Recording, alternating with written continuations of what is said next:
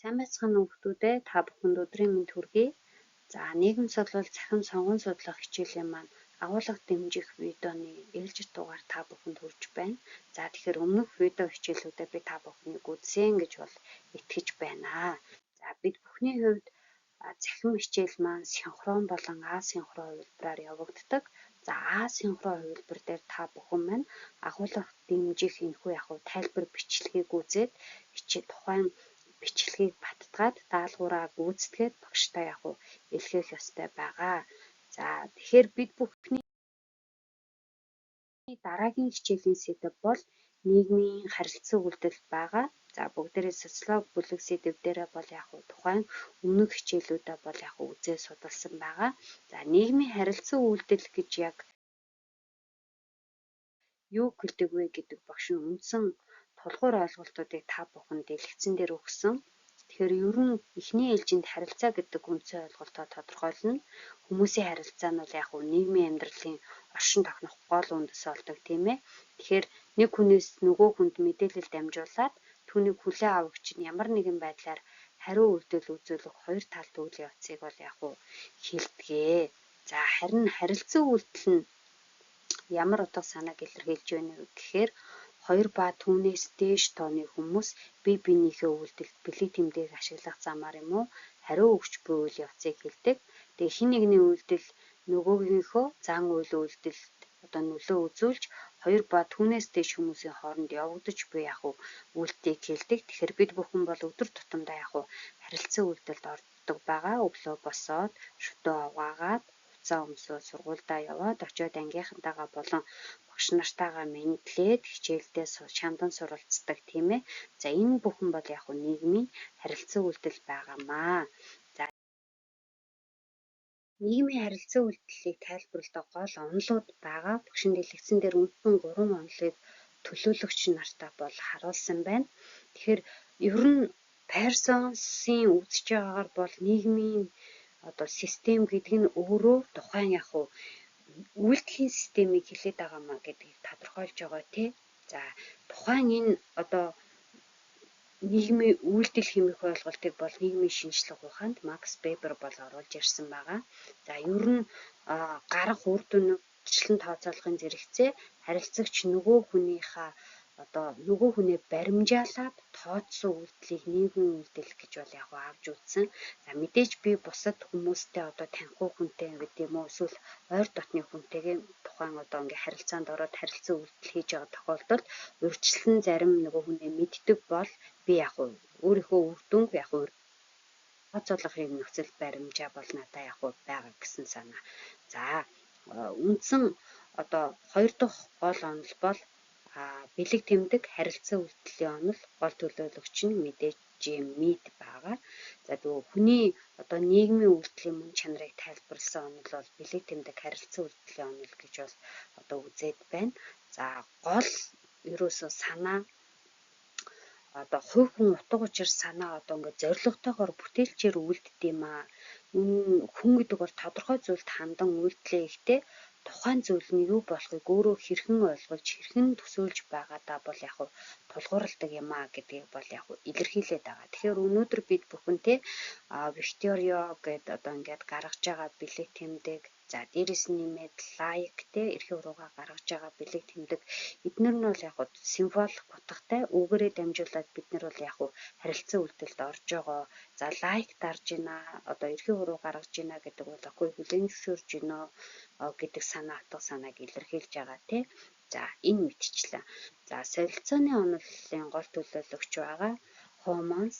За, солилцооны онолоор бол ерөөсөө хүмүүс хоорондын харилцан үйлдэл болдог гэж солилцоо гэж үзээд байгаа. Үйлдэл шагнал эсвэл шийтгэл хариу үйлдэл гэсэн юм хоёр нөхцөл байдлаар бол тайлбарлагдчихна гэж үзээд байна л да.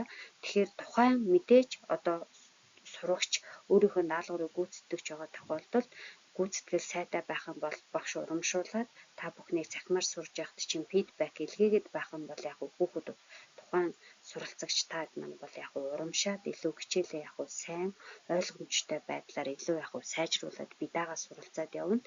Тэгэхээр энэ харилцан бид хэдий харилцан үүдэж байгаа багш нь хичээлээ заагаад та бүхэн цаг гаргаад ингээ бичлэг оруулж байгаа та хэд маань бас буцаагаад даалгавраа ингээ чанартай гүйцэтгээд илгээх юм бол бид хэд бол яг тухайн хүмүүсийн одоо харилцан үйлдэл буюу солилцооны онолын үүднээс бол яг тухайн хариу үйлдэл буцаагаад бид нарт шагнал гэдэг зүйлийг бол өгж байгаа. За харин шийтгэл нь та захин хичээлээ ямар нэгэн байдлаар хариуцлагагүй хийгээд энэ дээр оноогоо авч чадахгүй фидбек багшаас авч чадахгүй байгаа бол мэдээж буцаагаад яг үр дүн нь бол яг муу гарах одоо ийм эрсдэлтэй учраас одоо харилцан үйлдэлийн солилцооны онолоор бол яг бүгдээрээ хамтраад захин хичээлээ яг амжилттай суралцах хэрэгтэй байна гэдэг бол яг энгийн ийм жишээ байгаа. За дараагийн одоо багш нь илүү та бүхэнд ойлгомжтой хэлбэрээр дэлгэрүүлэх юм бол ер нь дэлгэцэн дээр харагдаж байгаа та хэд одоо гаргасан энэ символик утгуудыг харж байгаа байх. Ерөөсөө бид хэд яг тухайн бэлэг тэмдгийг дамжуулаад ойлголцоод харилцсан хариу үйлдэх замаар харилцаа бол яг үргэлжилж идэм аа гэдгийг бол яг илүү илэрхийлж байгаа. За жишээ нь бид бүхэн одоо хурмын бөгж солилцох нь залуусын яг гэрлэлтийн бэлэг тэмдэг болдгоо. За тэгээ ер нь хүмүүс хоорондоо харилцахдаа бол бэлэг тэмдгийн тусламжтайгаар утгаа бол яг ойлгодог. Замаар гарахтаа та бол яг аюултай улаан гэрэл анхаараарай гэдэг санааг илэрхийлж байгаа тий. Энэ мэтчлэнгээр бид бүхэн бол ерөөсөө бэлэг тэмдгийн харилцан үйлдэлд бол оршд юм аа гэдгийг бол яг илэрхийлсэн байгаа. За солилцооны онолыг багш нь бас илүү дэлгэрэнгүй байдлаар та бүхэнд дэлгэцэн дээр өгсөн байна. За тухайн харилцааны доктортой байдал нь харилцан илрэх урамшуулал болон шийтгэлийн тэнцвэрээс хамаардаг гэж багш нь та хэдэд хэлсэн тий. Ерөөсөө харилцан үйлдэл бүхэн үндсэн 4 хэлбэрээр илэрдэм байна гэж тухайн онолын төлөөлөгчд бол байгаа. За нэгд нь хүний үйлдэлийн тодорхой хэм маяг хэдий чинээ урамшуулгадах тусам төдий чинээ тэр үйлдэлийг давтан хийнэ. За багш нь хэлсэн те та бүхэн даалгавраа хийгээд илгээгээд байх тусам буцаагаад багш нь фидбекийг нь шударгаар үнэлээд илгээн зөвлөмжилгээн илүү сайжруулаад та бүхэн дахиад хийх яг ийм үйлдэл бол давтагдана гэсэн үг. За үйлдэлийн тодорхой хэм маягийн урамшуул нь ямар нэг нөхцлөөс хамаарч хүн одоо энэхүү нөхцөлийг бий болгох эсвэл энэхүү нөхцөлд үйлдэлийг хийхээр илүүтэй ирмэлцснэ гэдэг жаа. За энэ дээр бас яг одоо бидний захин хичээлийн жишээ бол одоо тухайн захин хичээл маань үр дүнтэй ойлгомжтой байх юм бол тухайн одоо солилцооны хэлбэрээрээ бид бүхэн илүү тухайн үйлдэлийг хийх. За одоо жишээлбэл тамирчнаар маш энгийн жишээ авах юм бол мэдээж одоо тухайн тамирчин хүн бол одоо улстай үзэжсэн бол яг илүү дэлхийн хэмжээнд дэлхийн тавцанд одоо ингээд оролцох ийм одоо яг урамшууллаар үйлдэл бол ихээхэн одоо ингээд хийх юм ирмэлцэл яг төрдгөө гэсэн үг. За тэгээд авах урамшууллын хэмжээ их байх тусам хүнд хүрэхийн төлөө чармаалт гаргахад бэлэн байдаг. За мэдээж та бүхэн захин сонгон судлах хичээлийн амжилттай суралцаад төгсөөд элсдийн рүүхийн шалгалтандаа 800 авахын төлөө бид бүхэн бол яг хичээх ёстой болж байгаа. За тэгээ ер нь байнга урамшуулагдаад байхаар бол түүний төлөө одоо хүч чармаалт бол яг маш ингээд яг гаргадаг ийм нөхцөл байдлаар бол солилцооны онол бол тайлбарлагдж байгаа. Тэгэхээр энгийн жишээгээр бол багш нь захин хичээл дээрээ жишээ авлаа тий. Тэгэхээр бид бүхэн бол яг хоорондоо солилцооны онолоор ингээд байнгын харилцан үйлдэлд байдаг дүр үүргүүдийг бол ингээд хүлээж идэг. За тэгээд танд бол яг энэ солилцооны онолын дагуу бидан суралцах чадвар илүү яг төлөвшөж хөгждгөө бодит жишээн дээрээс та маань ойлгож болох нэ. За ингээд одоо тухайн үндсэн бас нэг одоо энэ нийгмийн харилцан үйлдэл хичээл дээр бид бүхэн 9 дугаар ангидаас эхлээд үздэг, 10 дугаар ангид үздэг, 11 дугаар ангид үздэг. Ер нь бол одоо нийгмийн амьдралыг 3 түвшинд харилцан үйлдэлийг бол 3 түвшинд авч үзэж тайлбарлаад байна. Нэгдүгээрт макро түвшин их маш том хэмжээний нийгмийн бүхэлдэн болон институтийн түвшинд авч үзэж байгаа. За хоёрт нь бол мезо буюу дунд түвшин тодорхой орон нутаг салбарын түвшинд авч үзэж байгаа тийм ээ. За гуравт нь бол микро буюу бага жижиг төвшин. Хувь хүмүүс болон нийгмийн бүлгүүдийн харилцаа үйлдэлд бол яг бид бүхэн орж байгаа.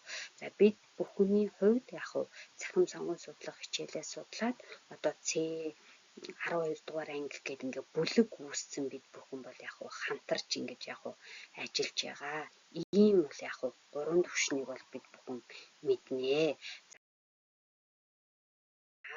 Ер нь тухайн ингээд харилцан үйлдэл маань бид бүхнийг ингээд судлаад хүмүүс бие биенээсээ ингээд хамааралтай амьдрдсан байна. Ерөөсөө миний хийж байгаа үйлдэл одоо танд нөлөөлөөд, таны хийж байгаа үйлдэл надад нөлөөлөөд энэ харилцан үйлдэлийн ийм харилцаан дунд л хүмүүс чи яг амьдраад байгаа юм байна гэдгийг аваад үзэнгүүт ерөөсөө харилцаа буюу харилцамж гэдэг ийм гол ойлголт бид бүхэнд бас гарч ирж байгаа.